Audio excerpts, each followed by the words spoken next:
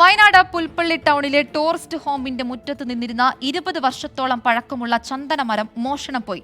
ലക്സിൽ tourist ഹോമിന്റെ മുന്നിലുണ്ടായിരുന്ന വലിയ ചന്ദനമരമാണ് മോഷ്ടാക്കൾ മുറിച്ചു കടത്തിയത്.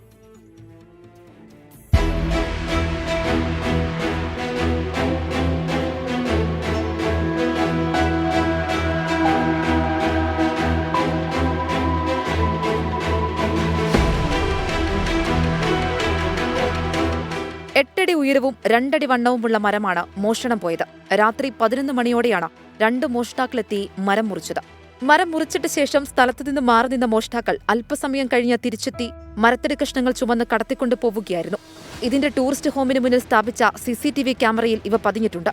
മോഷണം നടക്കുന്ന സമയത്ത് ടൂറിസ്റ്റ് ഹോമിൽ ജീവനക്കാർ അടക്കമുള്ളവരുണ്ടായിരുന്നെങ്കിലും ശക്തമായ മഴ പെയ്തിരുന്നതിനാൽ ശബ്ദമൊന്നും കേട്ടിരുന്നില്ലെന്നാണ് പറയുന്നത്. ഇന്നലെ രാത്രി ഒരു 11 മണിക്ക് ശേഷമാണ്. രാത്രിയിൽ നല്ല ശക്തമായ മഴയായിരുന്നു. ആ സമയത്താണ് ഈ സാധനം ചന്ദനമരം മുറിച്ച് മാറ്റി പീസാക്കിയിട്ട് അവർ ചുമന്ന് കിടന്നിളകുകയാണ് ചെയ്തത്. സംഭവത്തിൽ ടൂറിസ്റ്റ് ഹോം അധികൃതർ പുൽപ്പള്ളി പോലീസിലും വനംവകുപ്പിലും പരാതി നൽകിയിട്ടുണ്ട്. പുൽപ്പള്ളി പോലീസ് സ്ഥലത്തെത്തി അന്വേഷണം ആരംഭിച്ചിട്ടുണ്ട്. കഴിഞ്ഞ മാസം ചെറ്റലപ്പാലത്തും കാപ്പിസെറ്റിലും കൃഷിയിടത്തിൽ നിന്നിരുന്ന 4ഓളം ചന്ദനമരങ്ങൾ മോഷണം പോയിരുന്നു. 24 വയനാട്.